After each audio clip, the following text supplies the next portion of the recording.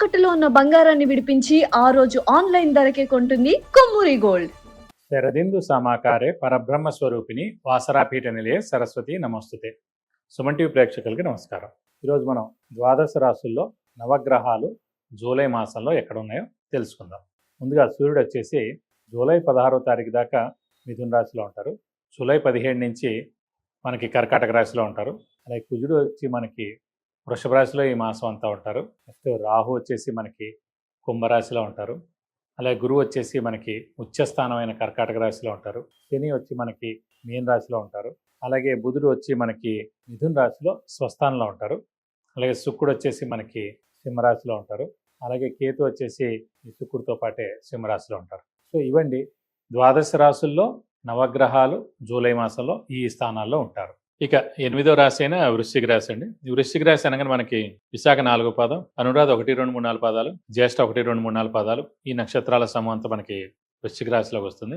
So చంద్రుడు వచ్చేసి మనస్కారకుడు, బుద్ధికారకుడు, ఆరోగ్యకారకుడు, మాతృకారకుడు కూడా. అలాంటి చంద్రుడు మటుకు వృశ్చిక రాశిలో నీచలో ఉంటాడు కాబట్టి విపరీతమైన ఆలోచన, అధైర్యం, మానసిక ఆందోళన, స్ట్రెస్, స్ట్రెయిన్ ఎక్కువగా మీరు అవుతూ ఉంటారు. అలాగే మీ అమ్మగారు కూడా ఎక్కువగా స్ట్రెస్ ఫీల్ అవుతూ ఉంటారు. ఎందుకంటే చంద్రుడు నీచలో ఉన్నాడు ఇక్కడ జాతకంలో వృశ్చిక రాశి వారందరికీ. అలాగే మాతృకారకుడు కూడా చంద్రుడు అయ్యాడు కాబట్టి సో వీరికి పరిహారం మెయిన్గా అంటే బెస్ట్ పరిహారం ప్రతి సోమవారం ఉపవాసం ఉండడం. అలాగే చంద్రుడికి మెయిన్గా ముత్యం ధరించడం. ముత్యం 3 క్యారెట్స్ బంగారంలో రైట్ హ్యాండ్ రింగ్ ఫింగర్కి సోమవారం రోజున ధరించాలి. పెట్టుకునే ముందు అమ్మవారికి కానీ శివుడికి కానీ అభిషేకం కానీ అర్చన కానీ చేయించి పెట్టుకుంటే మంచిది. ఫస్ట్ టైం పెట్టుకునేప్పుడు సోమవారం రోజున పెట్టుకోవాలి. పెట్టుకునేప్పుడు వర్జన్ దుర్ముహూర్తం అవి లేకుండా చూసి పెట్టుకోవడం మంచిది. అలాగే ప్రతి 3 ఏళ్లకు ఒకసారి చంద్రుడికి 10,000 సార్లు జపం చేయించి కేజింపావు బియ్యం, ఒక వైట్ లొంగి, 1000 రూపాయల వర్త్ వెండేయటం దానం ఇస్తే కనుక చంద్రుడి యొక్క దోషం తొలగిపోతుంది. కాబట్టి ఏనే వృశ్చిక రాశి వారికి చంద్రుడి యొక్క దోషం పోతే కనుక ఆరోగ్యం బాగుంటుంది, ఆయుష్ బాగుంటుంది, స్ట్రెస్, స్ట్రెయిన్, మానసిక ఆందోళన తగ్గుతుంది. అలాగే మీ అమ్మగారికి ఉన్న టెన్షన్స్ ఏమన్నా కూడా అవన్నీ కూడా తగ్గుతాయని చెప్పుకోవాలి. ఈ రాశి వారికి మెయిన్గా శని 70% బాగానే ఉన్నాయండి పంచమ స్థానంలో. రాహుకేతులు కూడా చతుర్థ దశమాల్లో ఉన్నారు, పర్వాలేదు. అండ్ మెయిన్గా ఇన్నాళ్ళు గురుబలం లేదు కాబట్టి ప్రస్తుతం వీరికి గురుబలం కూడా స్టార్ట్ అయింది జూన్ 2వ తారీఖు నుంచి. సో సంవత్సరం కాలం పాటు ఉంటాడు. నెక్స్ట్ ఏటా జూన్ దాకా అక్కడే.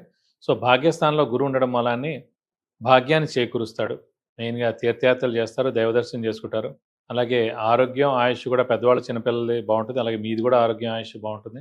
బంగారం కొంటారు, మంచి వెహికల్ కూడా కొనేందుకు అవకాశం ఉంది. వ్యాపారస్తులకు పట్టిందల్లా బంగారం అని చెప్పుకోవచ్చు. కొత్త వ్యాపారం స్టార్ట్ చేసి లేదంటే ఎక్స్పాన్షన్ జోలికి వెళ్ళచ్చు, లేదంటే కనుక క్రెడిట్స్ కూడా ఇవ్వచ్చు. అలాగే పాత అప్పులన్నీ తీరిపోతాయి, కొత్త అప్పులు చేయక్కర్లేదు. అలాగే మంచి నేమ్ అండ్ ఫేమ్ కూడా సంపాదిస్తారు. ఇది కాకుండా మెయిన్గా శ్రమ, కాలం, ధనం వ్యర్థం కాకుండా ఉండడం, అవసరానికి డబ్బులు సమకూరడం, రావాల్సిన బాకీలు వసూలవడం, షూరిటీస్ పెట్టవచ్చును, స్పెక్యులేషన్స్ కలిసి వస్తాయి, మధ్యవర్తిత్వం వహించవచ్చును.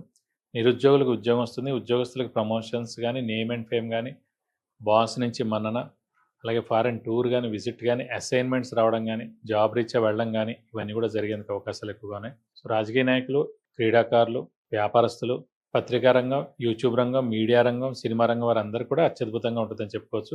విద్యార్థులు కూడా పట్టిందలా బంగారం అని చెప్పొచ్చండి.